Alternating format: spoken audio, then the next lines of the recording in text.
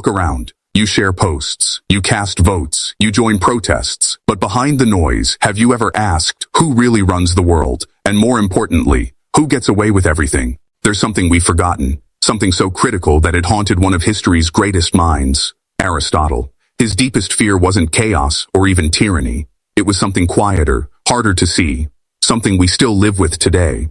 Tyrants are easy to spot. They stand on balconies. They demand loyalty. They rule through threats and fear. But oligarchs? They smile. They sponsor charities, shake hands at summits, and speak the language of progress. They hide inside the very institutions we trust. Aristotle warned, the true ally of the people ensures they do not become too poor. His concern wasn't wealth itself. It was wealth without virtue. A concentration of power in hands that never touch dirt, never feel risk, never face consequence.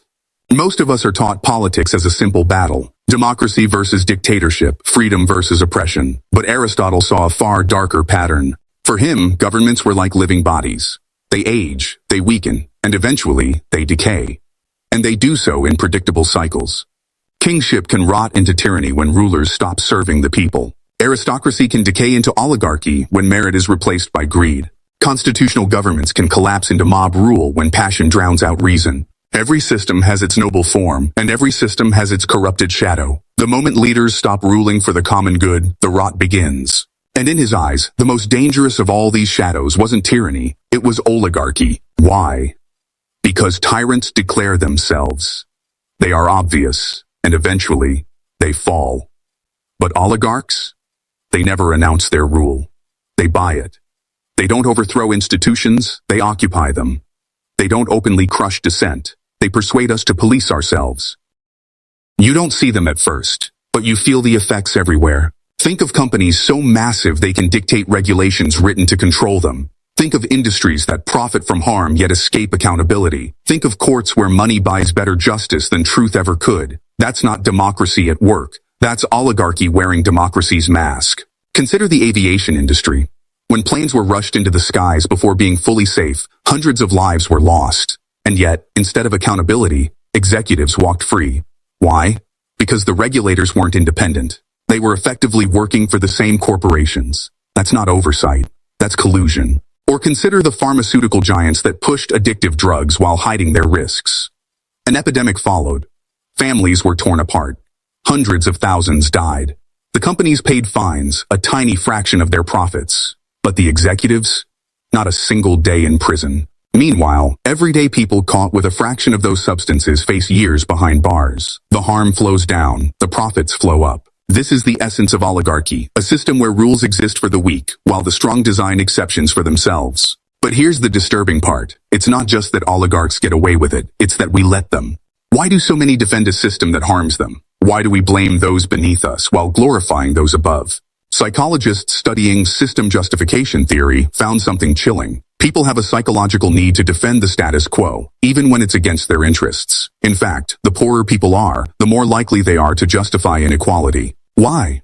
Because admitting the system is rigged means admitting you're trapped. And that's unbearable. So we tell ourselves stories to make it seem fair. Maybe they just worked harder. Maybe they're smarter. Maybe one day I'll get there too. We exchange outrage for hope, reality for fantasy. We accept crumbs today in exchange for a promise of cake tomorrow, a promise that never comes. And the oligarchs? They know this. They don't just own our labor, they own our imagination. They package the dream of success while dismantling the very ladders that could get us there. But there's another ancient tactic they've mastered: division. Aristotle observed that tyrants survive by sowing discord. Oligarchs, however, play a subtler game. They don't need to beat us into silence. They just need to keep us busy fighting each other. Think about it. Workers asking for fair pay are portrayed as selfish. Debates explode over cultural or identity issues, while economic inequality quietly deepens. News cycles obsess over who deserves basic dignity, while billionaires pay lower tax rates than teachers. If the poor are divided along race, religion, or ideology, they'll never unite against those exploiting them.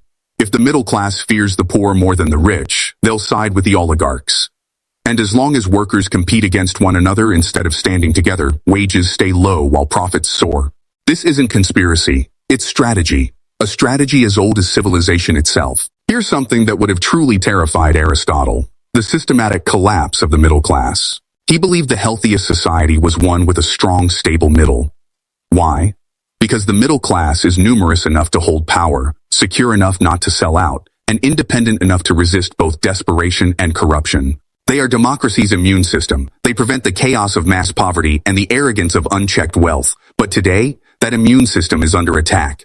Productivity skyrockets, wages stagnate, living costs explode, education, healthcare, housing unaffordable, debt chains millions. The rich soar higher, the poor sink deeper, the middle dissolves.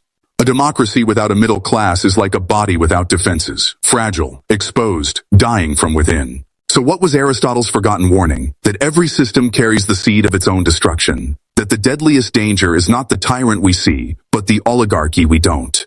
We've been told democracy will protect us. Freedom is secure, progress is inevitable, but history doesn't move in straight lines. It moves in cycles, and cycles left unchecked repeat.